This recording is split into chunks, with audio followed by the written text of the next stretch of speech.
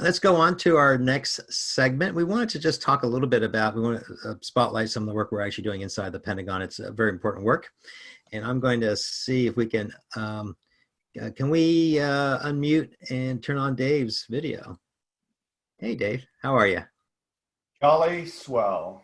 Great. So Dave Patterson is leading that work. And Dave, can you just give us a bit of the overview of what we're doing? And then, we'll probably just take some questions. Sure. I was asked to give you a little insight into what the SMA team is doing inside the Pentagon. And the short version is that we're assisting the Deputy Assistant Secretary of Defense for industrial policy in two basic areas. We're establishing an organization to ensure the timely and accurate flow of paperwork within and through the industrial policy staff. And secondly, we are providing quick turn products that support the industrial policy initiatives. And the Deputy Assistant Secretary was having a serious problem in getting things through his staff. And so we're assisting with that. For example, with the quick turn initiatives, we're involved in developing what we call the Defense Industrial Based Technologies Supplier Investment Program, or as you need an acronym, so it's DITSIP, which I think is an improvement over one of our acronyms that we had earlier, which was ASKIS, and that was not particularly popular, but it turned out, those were the first letters.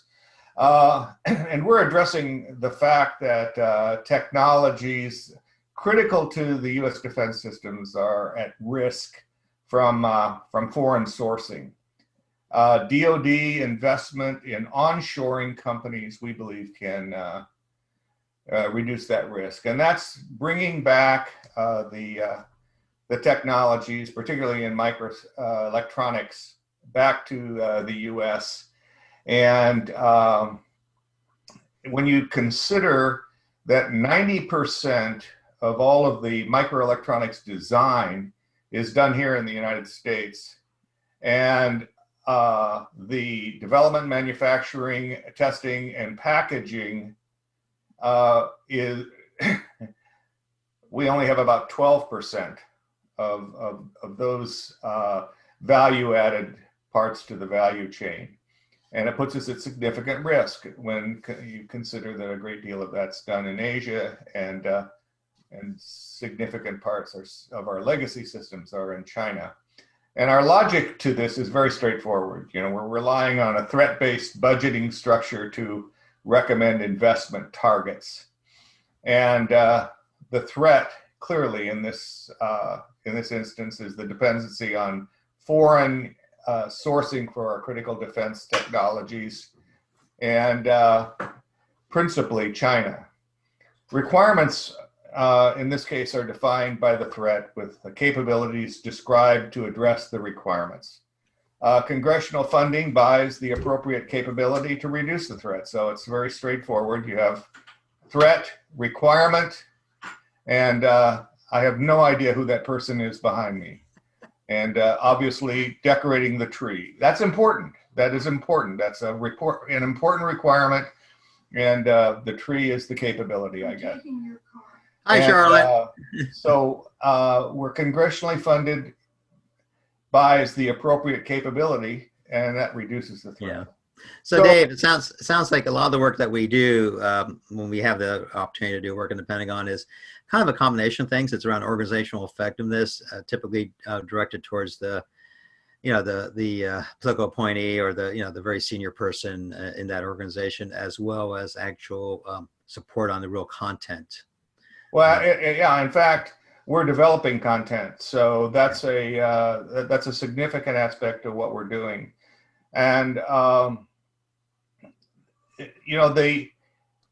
this is an important aspect that we are actually changing some of the direction in which the Defense Department moves. And originally back in the 1990s, into 2000s, everybody was enamored with this notion of capabilities-based planning. which was deficient in being able to articulate and make a case for capabilities, because you had no threat against which to base the capability or the requirement.